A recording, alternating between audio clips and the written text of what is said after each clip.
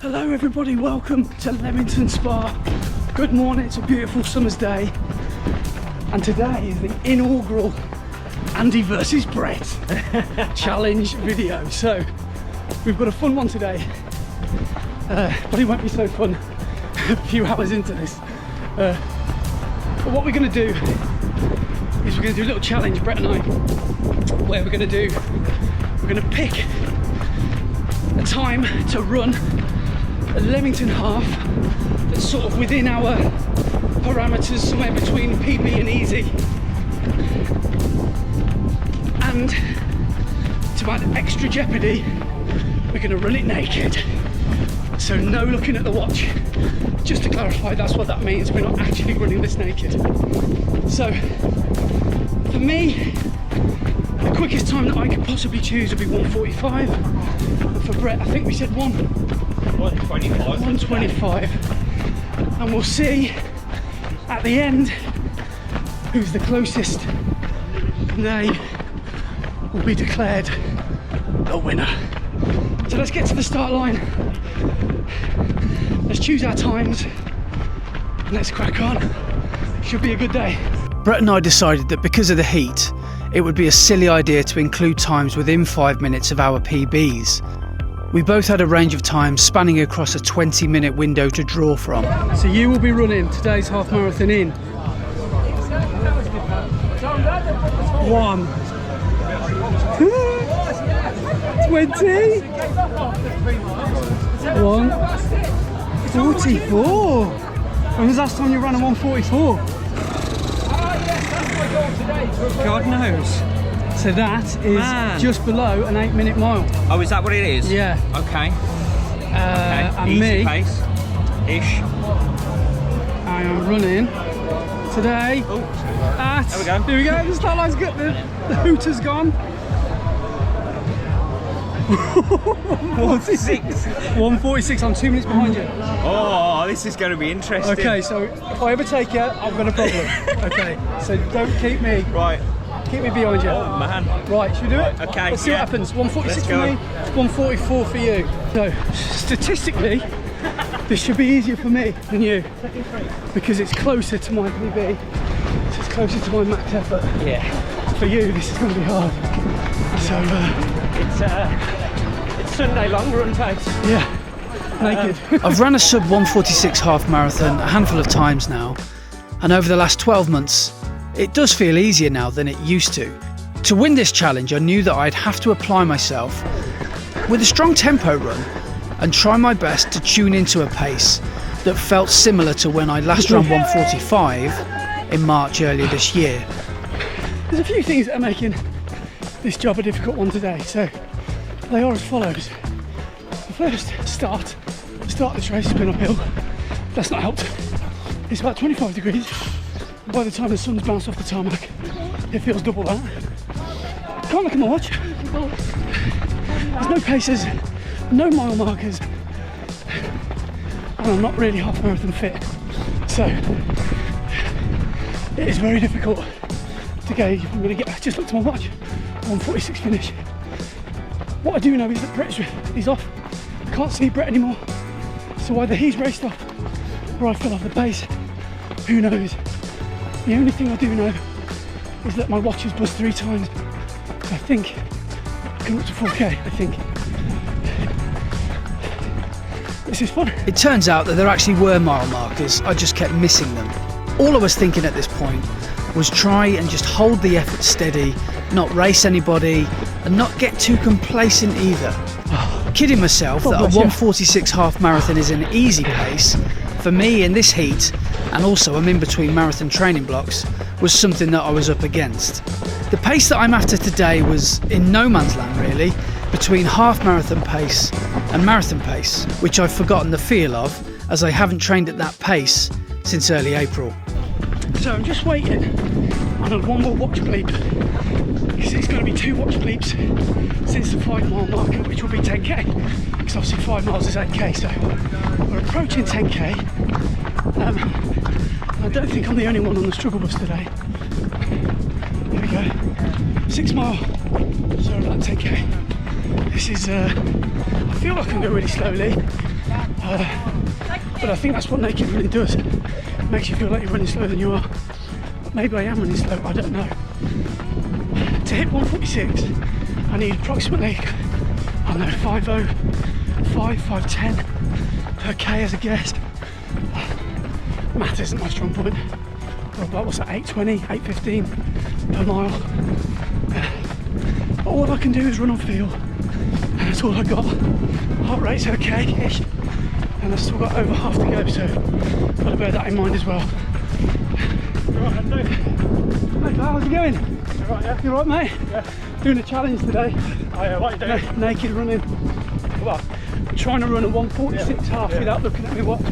So don't tell me how far or how fast you're going, because I want to try and beat Brett. See you in a bit, mate.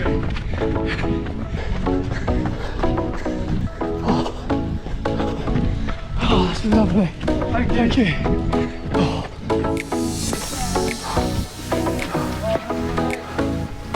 Oh my word. Over halfway. It's only the second water stop. So Well done, mate. cheers, guys. Oh, this bit's horrible.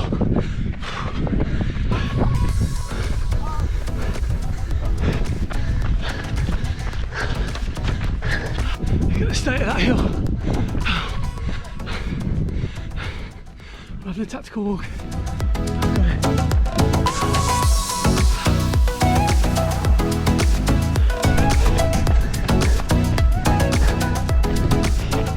So for that section that I just walked, I've just put my foot down and run a bit harder, which is probably a cardinal sin really for racing.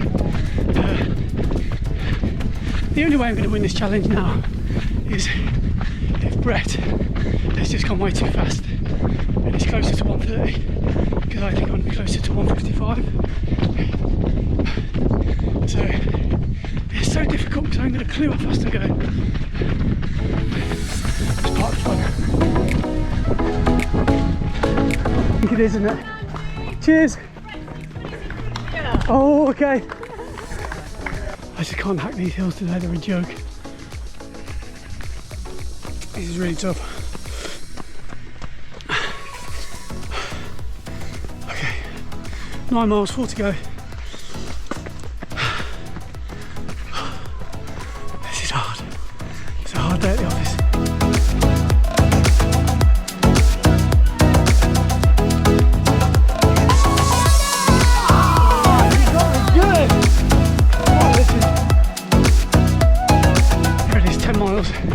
So, parkrun to go.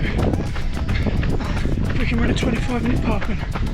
If we stayed on pace, I'll be close. So, honestly, I think I'm going to be closer to 155, maybe even over 2.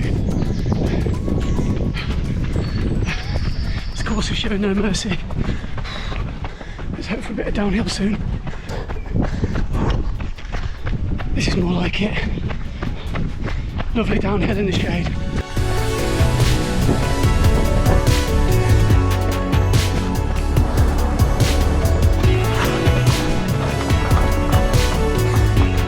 So the marshals just said, well, I just looked at the watch completely pointlessly, we're in the last 1 kilometre to go. I'm hurting now. Oh, this is really painful. We're getting it done on a Sunday morning. Just coming into Leamington now. Not far from the end. Best guess, 156, 157. Had a few walk breaks. I'm only human. Come on, let's see how we do. I saw the 13-mile marker and I knew that this hadn't been a sub 146. I just knew it, or I thought I knew it. When you're this close to the end, finish line fever takes over and it sort of pulls you in like a magnet. And I can't resist finishing strong, so I gave it as much as I could. In my head, I knew how annoyed at myself I'd be if I'd lost the challenge by a few seconds because I got lazy at the end.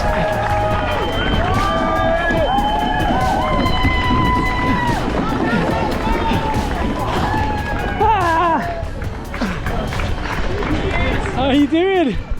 I haven't looked yet. No, I haven't either. Okay. I haven't got a clue. How do you feel? I don't know.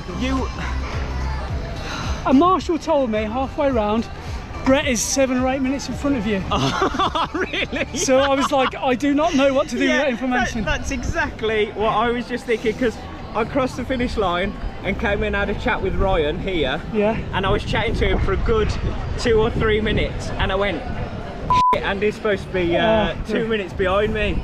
And then I thought I'll go and have a look and see how he is. I reckon I've properly overcooked it by the looks of it, because you were working hard at the end there. I was working hard, but I'm not in shape. I felt that kicked my ass, man. I had a few walk breaks. I just said to Cameron then, I wouldn't be surprised if I've done 1:55 today. Oh, really? Yeah, I reckon I've well overshot my landing Oh, field. man. Well, what should we put? I'm going to get some water. Should we put ourselves out of our misery? Yeah. All right, okay. Let's go and find out. I'm nervous. Bragging rights at stake. Right, so just to add a bit of drama then. Yeah. I had to run 1:46. Yeah. I felt like it was, say, 1:56, so I think I'm 10 minutes over. Well, I had to run 1:44, and that obviously is 7:56 a mile. I had to look at my phone whilst I was going around. So exactly 7:56 a mile, which is just on the faster side of easy, and I feel that's where I was, but I don't know. Okay. The fact that you came in so many minutes behind me makes me think I've overcooked it. Okay. See, I think I had a slow run, because if I compare it to, say, Droitwich, which we both ran, I ran a 1:45 then, and that felt easier, and that felt harder today. I don't think I've run as quickly. But conditions were way better over in Droitwich. Yeah. So, right, who wants to go first? Go on, you go first. Shall I tell you what I've run? Yeah, go on then. What have you run? It's faster than I thought. It's an average pace of 5:07, which I think is 8:14 for 8:12. Okay. I ran 1 hour 40 8:06. What? Man, I've properly overcooked it then, and 1 hour, I'll tell you in a second. That's amazing, dude. I feel that's awesome. 1:48. So I was saying the whole way around that felt so slow. Yeah, So and you were 2 minutes off where you needed to do. So I've properly overcooked it. Well, you don't know. But right, should we have a look? Yeah, go on. Right, so. Go on. 1 hour, 37 and 2 seconds. Oh, so I'm the winner. You win. So you were 7 minutes over. Lucy Beaky. Right, 1-0. Yeah, 1-0. How many minutes am I over there? You're 7 under, aren't you? Yeah, 7 minutes under. Wow. I knew that would put me at an advantage though, because that was closer to my red line. Yeah. And if I ran close to my red line, I probably would have got. So I'm really pleased with that, considering I took walk breaks. Dude. Yeah. Amazing running. Oh, mate, that's a crutching run for you as well, mate. Considering that's an easy run. So I think that one of the big lessons we've learned here is, if you've got a really hot day and you think, I don't really want to go for a PB today, it's just too hot, you can make a bit of fun out of it, cover your watch and just run on feel, and you just discover so much more about yourself, don't you? Having fun running is what it's all about. It's not always about chasing PBs. It's not always about running as fast as you possibly can. It's about enjoying it. And that was a good level playing field to have a race with you. It was. So yeah. It was. We've got some other ideas in the pipeline, so there will be some more coming. Yes, but first in the series after a bang. We're just comparing splits, and Brett's just had a look at his blind splits.